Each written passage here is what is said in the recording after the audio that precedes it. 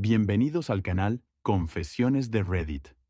Hay un sonido que todavía escucho a veces, incluso ahora, 5 años después, como una puerta que se cierra demasiado suavemente, como si alguien te borrara con absoluta precisión.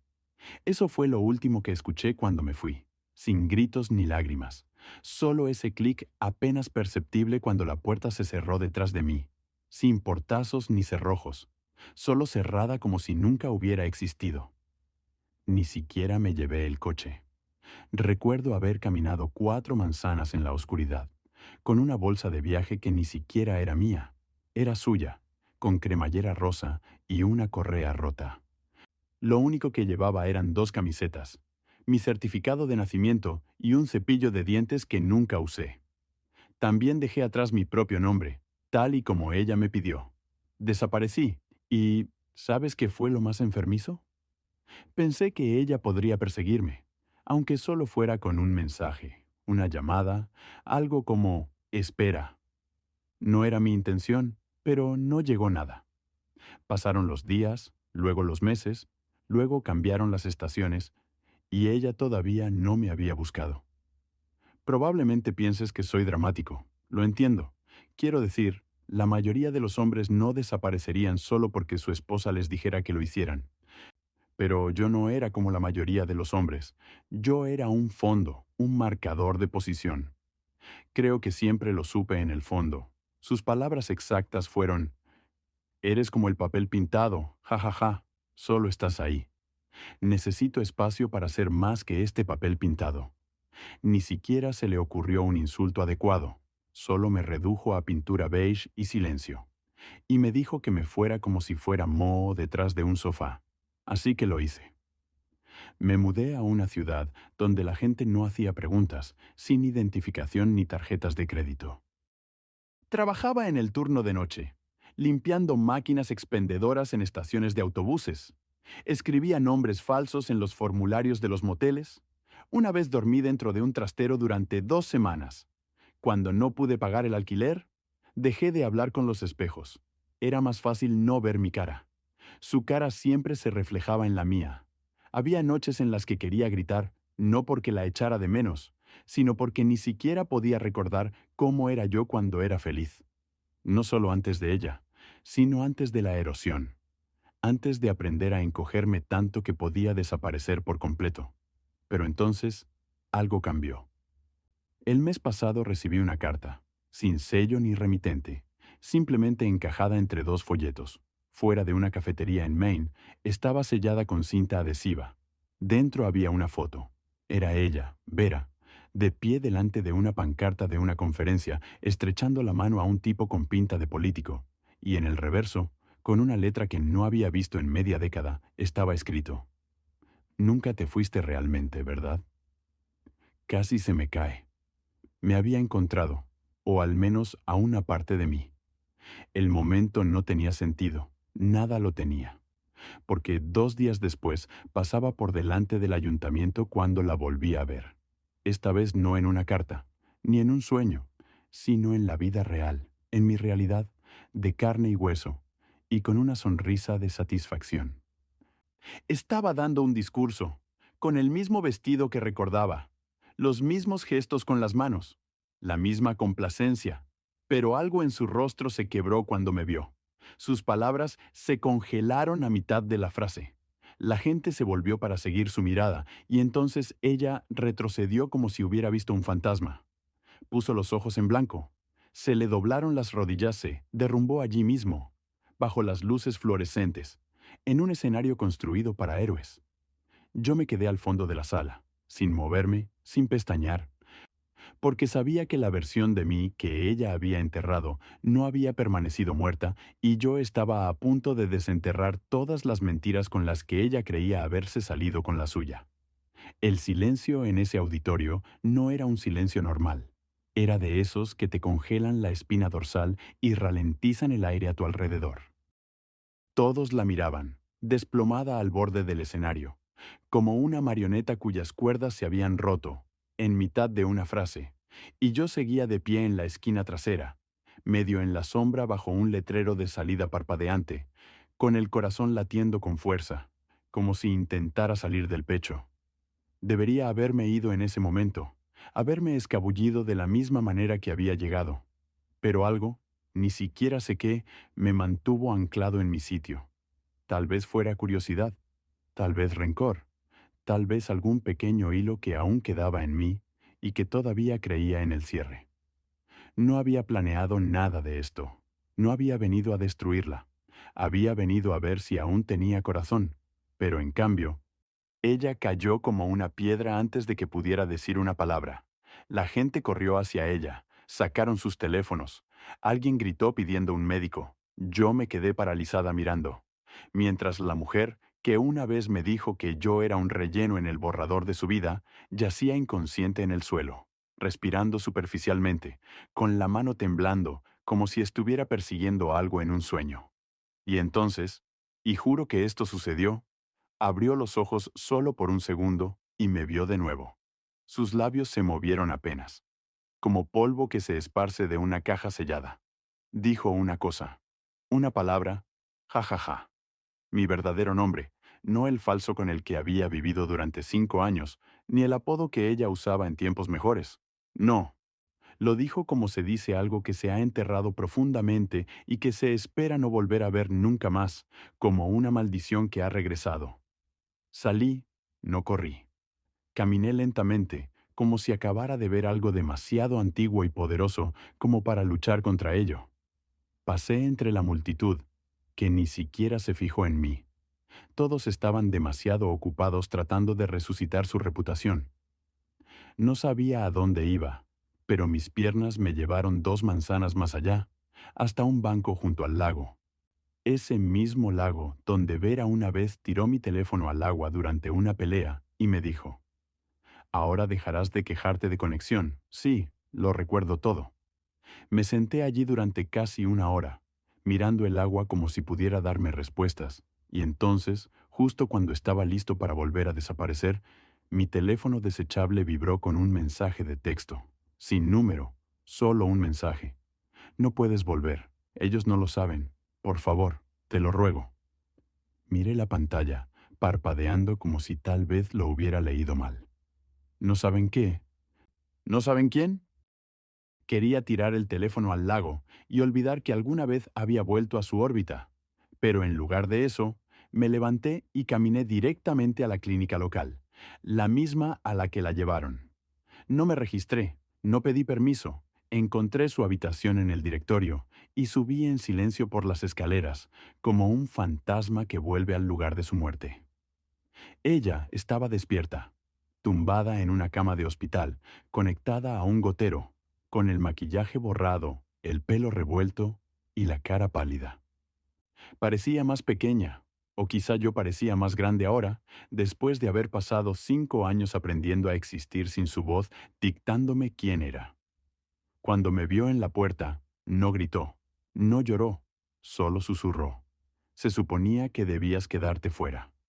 No dije nada. Esperé, como si le estuviera dando la oportunidad de reescribir todo. Pero entonces dijo lo único para lo que no estaba preparado. Ja, ja, ja. Si descubren que estás vivo, todo lo que he construido se vendrá abajo. Y así, sin más, me di cuenta de que no se trataba de amor ni de arrepentimiento, ni siquiera de culpa, sino de su secreto. Un secreto lo suficientemente grande como para hacer que quisiera que yo desapareciera. Y ella pensaba que lo había conseguido hasta ese momento. Yo estaba allí, en aquella estéril habitación de hospital, observando cómo los ojos de Vera se movían de un lado a otro, como los de un animal atrapado, buscando una salida que ya no existía. No había mentiras preparadas para ese momento, ni historias ensayadas para suavizar la verdad. Ella parecía una maga pillada en medio de un truco, con la trampilla atascada y abierta. Su voz era tensa y áspera, no por el dolor, sino por el miedo. Un miedo real y sin filtros, del tipo que ella solía burlarse cuando yo lo mostraba. Lo digo en serio, siseó mirando hacia el pasillo, como si alguien pudiera haberme seguido. Aparecer así, no entiendes el daño que podrías causar. No me moví, no parpadeé, solo la dejé luchar contra su propio pánico, mientras yo permanecía al borde de la habitación, como un recuerdo que se negaba a permanecer enterrado. Aún no había dicho una palabra y, de alguna manera, eso la asustaba más que nada. Podría haber gritado. Finalmente, se sentó más erguida en la cama, como si recordara que era alguien importante. Su expresión se endureció. La Vera que yo recordaba volvió a aparecer en su rostro. ¿Crees que esto es dramático? Aparecer en mi evento como un fantasma.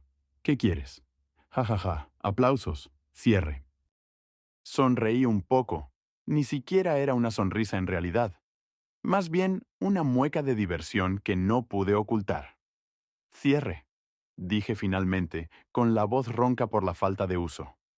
Me dijiste que desapareciera como si fuera basura en la acera. No tienes derecho a preguntarme qué quiero. Se estremeció. Saqué algo de mi bolsillo y lo tiré sobre la mesa junto a su cama.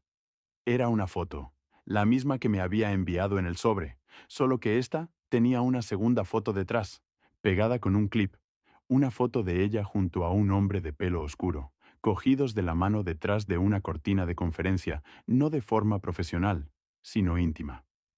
Sus ojos se posaron en ella y luego volvieron a mí. ¿De dónde has sacado eso? Susurró. Tú me enviaste la foto delantera. Debiste de olvidar que la segunda estaba pegada a ella. Silencio denso, silencio culpable. No sé quién es, añadí encogiéndome de hombros, pero a juzgar por lo rápido que te desmayaste, supongo que no debes saber nada de mí. Ella extendió la mano hacia la foto, pero yo la detuve en el aire. Se quedó paralizada y, por una vez, vi una fractura, el mismo tipo de grieta en la que solía esconderme cuando vivía bajo su yugo. Ahora era su turno de preguntarse quién tenía el poder en la habitación. Dijiste que no lo saben, dije con calma. ¿De quién son? ¿De la prensa? ¿De su familia? ¿De tu junta benéfica? Ella permaneció en silencio, con los labios apretados en una línea delgada y pálida, y luego se delató. Miró hacia la puerta de nuevo, no a la ventana, ni al escritorio de la enfermera, a la puerta, como si esperara que alguien muy concreto irrumpiera en la habitación. Seguí su mirada. Luego me acerqué lentamente a la mesita de noche y abrí el cajón. Dentro había un collar de diamantes, elegante y caro, que no era suyo. Vera nunca llevaba diamantes. Decía que eran horteras, símbolos de estatus para mujeres inseguras. Pero ahí estaba, guardado en una pequeña caja de terciopelo, con una tarjeta de visita pegada debajo. Martin Royce, director ejecutivo de Royce Development Group. Lo cogí. Así que este era el tipo. Ella no lo negó. Su silencio lo confirmaba. «Le mentiste», le dije en voz baja. «Le dijiste que tu marido había muerto o se había fugado, o quizá le dijiste que yo nunca había existido». Pero su respiración lo delató todo. Jadeos cortos y superficiales como si las paredes se le echaran encima, y entonces le pregunté lo que realmente había venido a preguntarle. «¿Por qué me enviaste esa foto?» Levantó la cabeza de golpe. «¿Qué? ¿El sobre? ¿La foto? ¿Tu letra? Después de 5 años sin saber nada, de repente me lo envías. ¿Por qué?» Y entonces se derrumbó, los hombros caídos, la mano en la sien, como si estuviera aguantando una migraña. «Yo no te la envié», susurró. «Jaja, fue otra persona». Se me revolvió el estómago. Pensé que eras tú intentando chantajearme. Por eso me derrumbé. No sabía que seguías vivo hasta que te vi. Di un paso atrás. Las piezas comenzaron a moverse dentro de mi cabeza, como un rompecabezas que se había volteado. Si ella no envió la foto, entonces alguien más lo sabía. Alguien que quería arrastrarnos a ambos a la luz, y quien quiera que fuera, ya estaba un paso adelante. Salí del hospital esa noche, con más preguntas de las que tenía. Cuando aparecí, las calles se sentían más frías de alguna manera, como si las sombras se acercaran más, para escuchar lo que estaba pensando. Seguí caminando, medio esperando que alguien me siguiera. Tal vez incluso me metiera en una furgoneta y me borrara de verdad.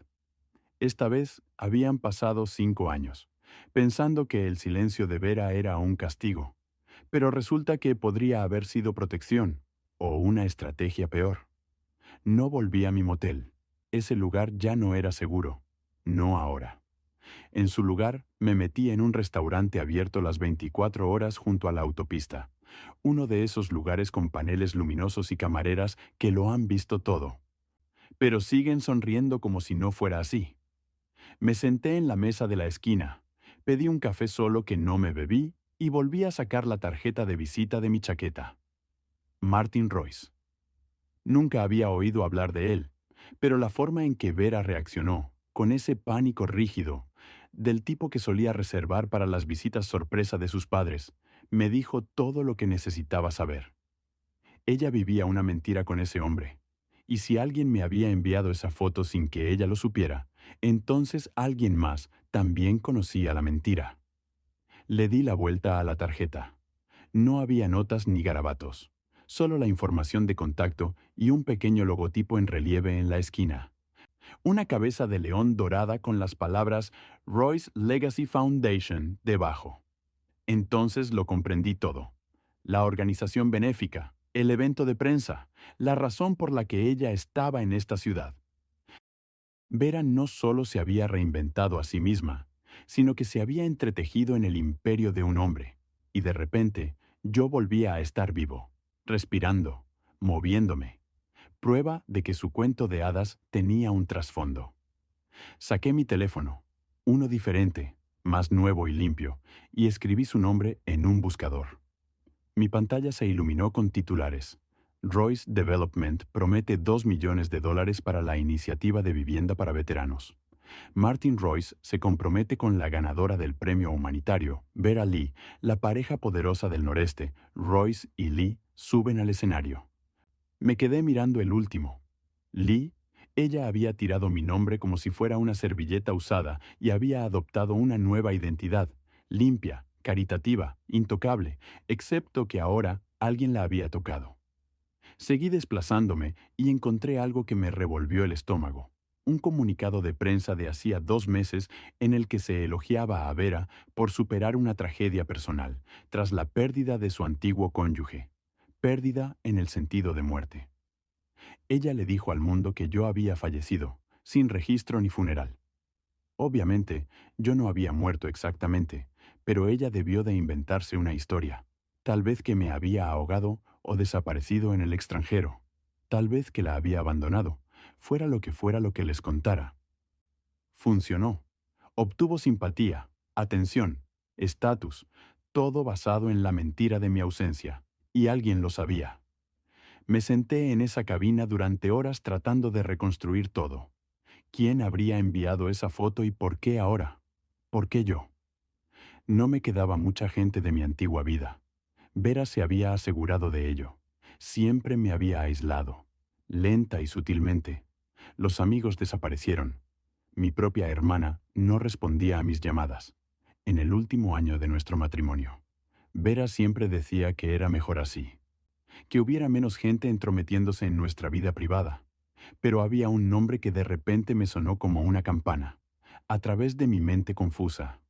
Marla, la ex mejor amiga de Vera, la que misteriosamente dejó de venir, justo antes de que Vera me dijera que desapareciera, la que una vez, borracha, me dijo, «Eres demasiado bueno para ella, ja ja ja. Algún día te empujará por un precipicio y te culpará de la caída». Eso fue lo último que Marla me dijo hasta ahora. ¿Y si fuera ella quien envió la foto?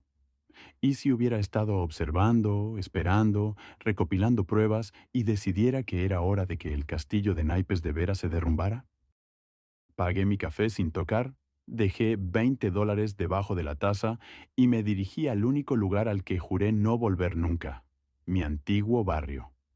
Aún recordaba el código de la puerta. Lo había instalado yo mismo cuando aún pensaba que podía arreglar un matrimonio roto con esfuerzo y paciencia. El mismo complejo de apartamentos donde vivimos durante el último año. No fui a nuestro piso, fui al 2B, justo debajo, la antigua casa de Marla. Llamé a la puerta. Silencio. Luego pasos. Luego la puerta se abrió un poco y allí estaba ella. Más mayor. Sí, con el pelo de otro color, pero con esos ojos agudos, cansados, sabios. Me miró fijamente durante 5 segundos antes de hablar y, cuando lo hizo, no dijo, hola, ni jajaja, ni oh, Dios mío, ¿estás vivo? Solo dijo, me preguntaba cuánto tardarías en encontrarme. Marla no me invitó a entrar de inmediato. Solo se quedó en la puerta, con una mano agarrada al borde, como si no estuviera segura de si iba a dejar entrar a una vieja amiga o a un arma cargada. No dije nada que no fuera necesario. Sus ojos lo decían todo. Escudriñaron mi rostro, como si estuvieran comprobando si seguía siendo humano, después de todos esos años en silencio. Finalmente, con un suspiro de resignación, se hizo a un lado y me indicó que entrara. El apartamento no había cambiado mucho. El mismo sofá desgastado con la manta de ganchillo. Las mismas estanterías polvorientas llenas de discos y viejos guiones de películas que nunca terminó. El aire olía a canela y vainilla, y por un extraño segundo me sentí más seguro de lo que me había sentido en años. Se sentó frente a mí, con las piernas cruzadas en un sillón que no hacía juego, tomando una taza de té que probablemente llevaba horas fría. Esperé a que hablara, pero no lo hizo, así que lo hice yo. Tú lo enviaste, ¿verdad? Le pregunté al sobre, a la foto. La boca de Marla se curvó en algo entre una sonrisa y una mueca. Por supuesto que lo hice. ¿De verdad crees que Vera se delataría así? Dejé que las palabras calaran. El nudo en mi pecho no se aflojó. Más bien, se apretó más. ¿Por qué ahora? Pregunté. 5 años, Marla. ¿Por qué no viniste antes? Ella exhaló por la nariz. Porque hace 5 años ya estabas muerta. No literalmente, pero en todos los aspectos que importaban. Estabas destrozada. Ja, ja, ja.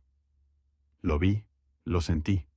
Si te hubiera arrastrado a este lío entonces, te habría destruido. No estabas preparada.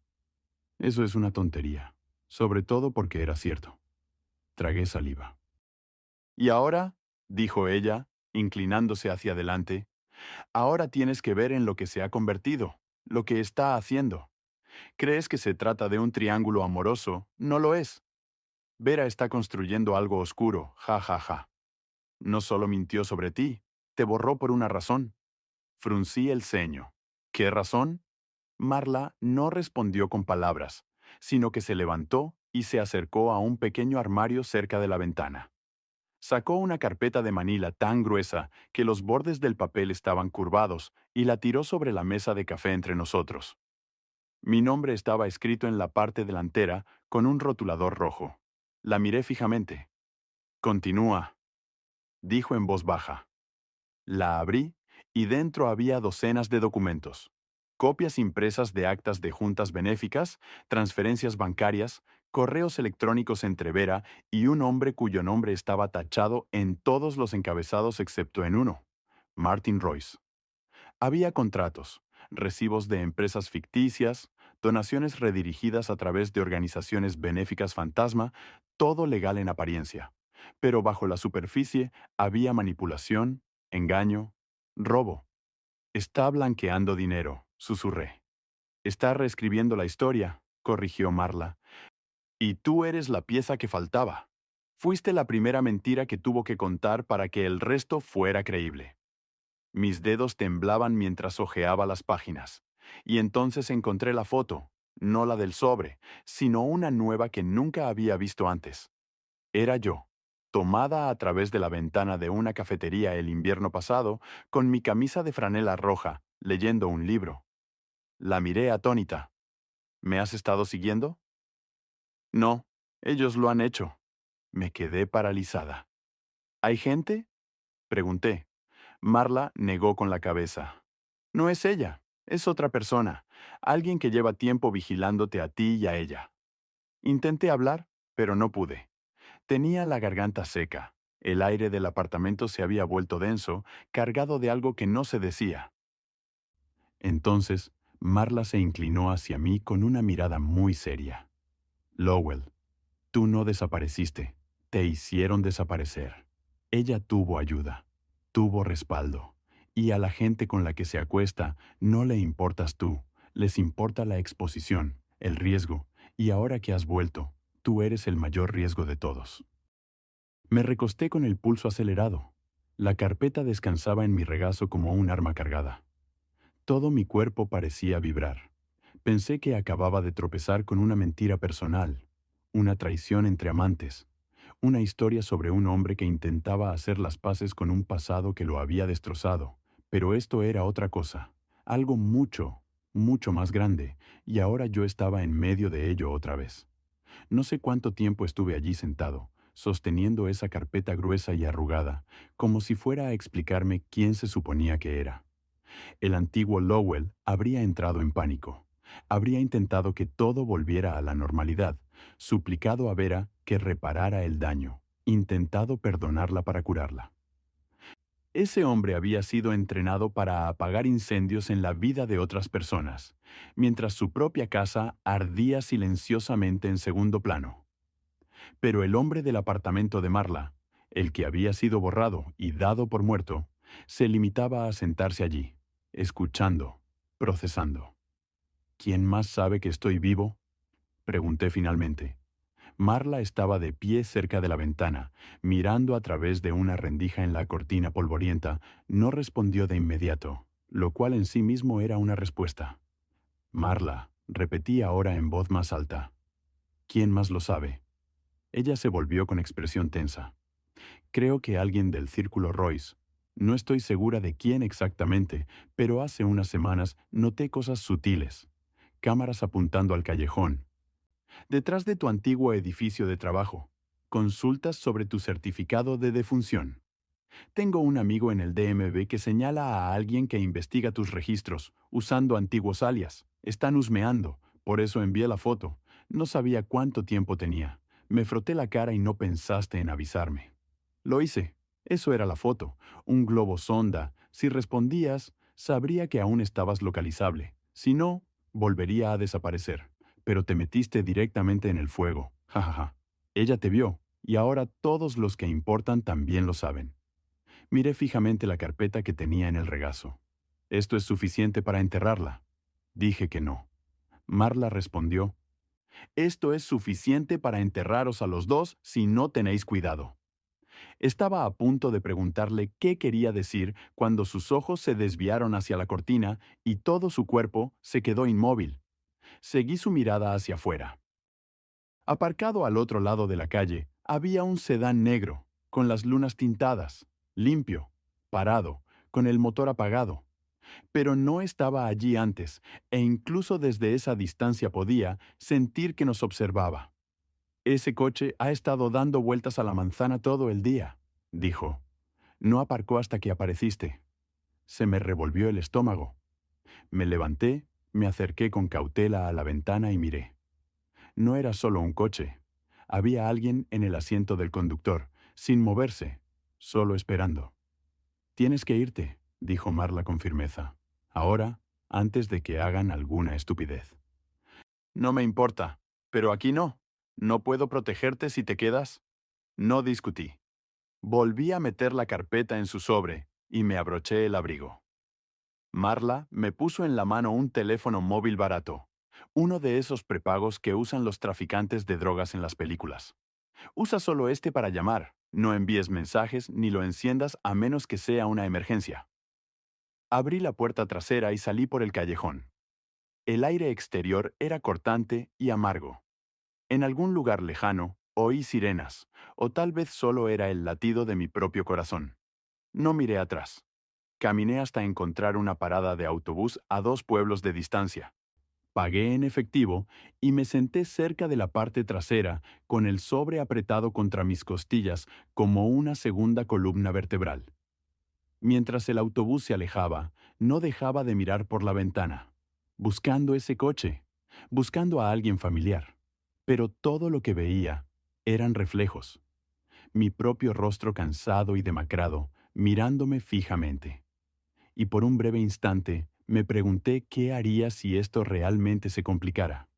Si tuviera que elegir entre delatar a Vera y sobrevivir a las consecuencias, porque esta es la verdad que nadie quiere admitir. A veces no te recuperas de una traición, no porque seas débil, sino porque la persona que eras antes ya no existe. Y Vera no solo me traicionó, sino que ahora me ha sustituido. Tenía que decidir si iba a recuperar mi lugar o destruir todo lo que ella había construido a partir de las cenizas. No había dormido en más de 30 horas, pero allí estaba, encorvada en la parte trasera de un ruidoso autobús interurbano, sosteniendo un sobre como si fuera lo único que mantenía mis pulmones funcionando. La carpeta de documentos estaba apretada contra mi costado, con los bordes húmedos por la llovizna que caía sobre mi abrigo. Miré fijamente el asiento de delante, tratando de fingir que el lento ardor en mi estómago era solo hambre y no el desmoronamiento de 5 años de silencio. No sabía a dónde iba el autobús. Le dije al conductor que pagaría por la ruta más larga, que costaba menos de $40. Él asintió y tomó mi dinero sin mirarlo 2 veces. Eso era bueno. Cuanto menos llamara la atención, mejor. Porque si lo que Marla decía era cierto y alguien del mundo de veras sabía que yo estaba vivo, entonces era solo cuestión de tiempo antes de que alguien dejara de preguntar por mí y empezara a buscarme. El autobús cruzó con un chirrido un puente, mientras las luces de la ciudad quedaban atrás, y finalmente volví a abrir el sobre. El papel de Manila crujió como huesos viejos y, entre 2 páginas, había algo que no había visto antes. Una memoria USB pequeña y plateada, sin etiqueta, simplemente encajada en medio del caos, como si siempre hubiera estado allí. La miré fijamente durante un largo rato, con el pulso acelerándose de repente en mi garganta. Marla no lo había mencionado. Tal vez no sabía que estaba allí, o tal vez sí, y estaba esperando a que yo lo encontrara por mí mismo. No tenía ordenador portátil. El teléfono desechable que me había dado era antiguo e inútil, así que esperé. Pasé las siguientes 4 horas dando vueltas por pueblos rurales y aparcamientos vacíos, agarrando esa memoria USB en mi bolsillo como si fuera un rosario. Cuando finalmente llegamos a un pueblo tranquilo, en algún lugar alejado de la interestatal. El tipo de lugar con una gasolinera, un restaurante y un motel medio iluminado. Me bajé. Pagué una habitación en efectivo. El recepcionista ni siquiera levantó la vista de su tableta. Dejé caer mi bolsa. Me quité el abrigo mojado y me miré en el espejo del baño del motel. Por primera vez en días, no reconocí al hombre que me devolvía la mirada, con las mejillas hundidas, barba y ojos demasiado largos con un brillo de persecución. A la mañana siguiente encontré una biblioteca municipal, uno de esos lugares con moqueta desgastada, aire viciado y acceso gratuito a ordenadores si entregabas tu documento de identidad. Le dije a la mujer del mostrador que había perdido el mío en una inundación, me miró de arriba abajo, suspiró y dijo, 10 minutos, no rompas nada. El ordenador se encendió, más lento que un perro viejo despertando de la siesta. Me temblaba la mano mientras conectaba la memoria USB. Parpadeó 2 veces y luego apareció una carpeta, protegida con contraseña, por supuesto, pero la carpeta tenía un nombre. Invernadero. Sentí un vuelco en el estómago. No había oído esa palabra en años, desde que Vera y yo vivíamos en nuestro último apartamento. Solíamos poner apodos a las cosas. Listas de la compra, archivos ocultos, chistes internos estúpidos. Invernadero era el término que ella utilizaba para referirse a los secretos. Decía que todas las cosas desordenadas crecen en la oscuridad, como en un invernadero, pero que desde fuera se ven bonitas. Escribí la palabra luz solar y se abrió. Dentro había 6 archivos de vídeo. Hice clic en el primero y la pantalla se llenó de imágenes temblorosas. Vera estaba sentada en una elegante sala de conferencias, vestida con uno de esos 2 trajes caros que solía burlarse. Frente a ella había un hombre que no reconocí, mayor, con un traje elegante y ojos como quemaduras por congelación. El vídeo no tenía audio, pero podía leer los labios lo suficientemente bien. Él deslizó una carpeta hacia ella. Vera la abrió, la leyó, se detuvo, lo miró y dijo una sola palabra. ¿Hablas en serio? Él asintió, ella parpadeó, tragó saliva y preguntó algo más. Él respondió y entonces, lentamente, su expresión cambió. Ya no había confusión ni vacilación, solo calma. frialdad y cálculo. Cerró la carpeta, se inclinó sobre la mesa y le estrechó la mano. El vídeo terminó. Abrí el segundo. Esta vez ella estaba hablando por teléfono. De nuevo sin sonido, pero estaba en nuestro antiguo apartamento. La misma encimera de la cocina, la misma taza desconchada. Caminaba de un lado a otro sonriendo, articulando palabras que no pude entender del todo, excepto por 2 certificados falsos. No necesitaba el resto. Estaba claro lo que eran estos vídeos. Vera no solo me había borrado, sino que lo había montado todo. Había construido toda una narrativa para respaldar la mentira. Documentos, testigos, tal vez incluso papeles legales. No solo le había dicho al mundo que me había ido, sino que les había dicho que estaba muerto, y lo había hecho con ayuda. Vi 3 vídeos más. Uno la mostraba firmando algo con un nombre diferente. Otro la mostraba riendo mientras tomaba unas copas con Martin Royce, y el último me dejó sin aliento. Era yo. Una foto ampliada de mí mismo caminando por el muelle de Maine, llevando la compra. La fecha era de hacía 3 meses, y debajo de la imagen había una etiqueta que decía: verificar ubicación antes de ejecutar el paso final. Saqué la memoria USB del ordenador tan rápido que la máquina pitó en señal de protesta. El bibliotecario levantó la vista, le esbocé una sonrisa y asentí con la cabeza. Y luego salí corriendo. Me quedé allí, en las escaleras de la biblioteca, con el corazón golpeándome las costillas como un puño. Alguien sabía que estaba vivo hacía 3 meses. Me había rastreado, me había etiquetado, había preparado un paso final, y yo no tenía ni idea de lo que eso significaba. Pero estaba completamente seguro de una cosa, que no iba a quedarme esperando para averiguarlo. No volví al motel, no volví a ningún lugar familiar.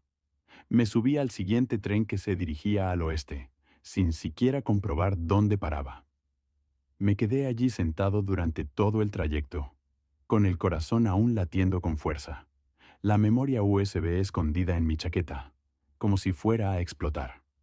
No dormí, no comí, solo me quedé observando a cada persona que subía, preguntándome si alguna de ellas estaba allí por mí. Cuando llegué a una ciudad más grande, Springfield, creo que ya había tomado una decisión. No iba a seguir huyendo. Usé el teléfono desechable que me había dado Marla e hice una sola llamada. Ella respondió al segundo tono. «¿Es la hora?», le dije. No me preguntó a qué me refería, solo me dijo dónde. 2 días después, nos reunimos en una cafetería a las afueras de Boston.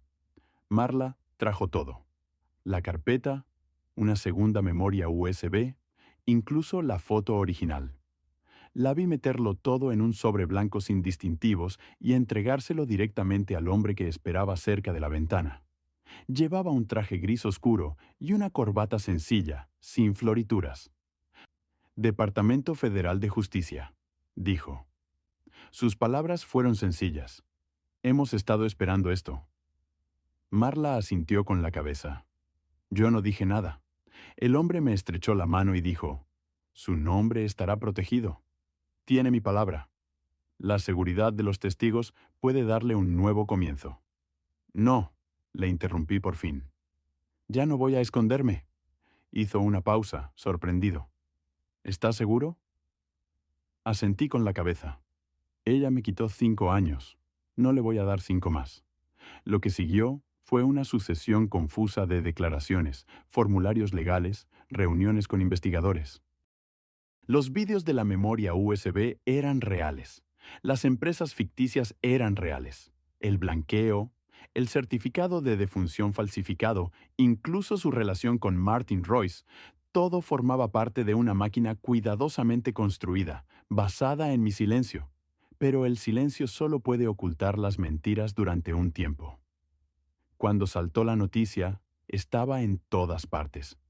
El imperio Royce, sacudido por acusaciones de fraude, poder humanitario, pareja implosiona tras matrimonio secreto, se revela muerte falsa, marido denunciante habla. Me dijeron que desapareciera, ahora voy a recuperar mi vida. Vera fue arrestada en una gala, frente a docenas de cámaras. Dijeron que ni siquiera pestañeó cuando la esposaron, Solo miró al frente, como si aún creyera que podía salir airosa de cualquier situación, pero esta vez había demasiadas voces, incluida la mía. Martin Royce, resulta que él sabía algo. No todo. Cuando se enteró de mí, cuando descubrió que ella había fingido mi muerte y falsificado nuestro divorcio para mantener las manos limpias, se volvió loco, testificó, y su imperio casi se derrumba. Pero se fue con un acuerdo. No me importaba.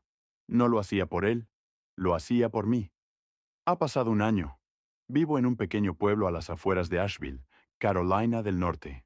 Alquilo una modesta casa con un porche que cruje cada vez que abro la puerta mosquitera. Trabajo en una librería del centro, un trabajo tranquilo y estable, la gente no pregunta mucho y por fin me siento bien sin tener que dar explicaciones. Marla sigue llamándome cada pocas semanas. No hablamos mucho del pasado. Ella está escribiendo sus memorias. Le dije que no quería aparecer en ellas. Se rió y me dijo que ya había sido invisible durante mucho tiempo. Ja, ja, ja, que dejara que alguien contara mi historia por una vez. Y Vera aceptó un acuerdo con la fiscalía. 5 años como mínimo, quizá más. No vi la sentencia, no hacía falta, pero la semana pasada recibí una carta. Sin remitente, solo mi nombre en el anverso. Dentro había una sola frase escrita con su familiar letra. Me has sobrevivido.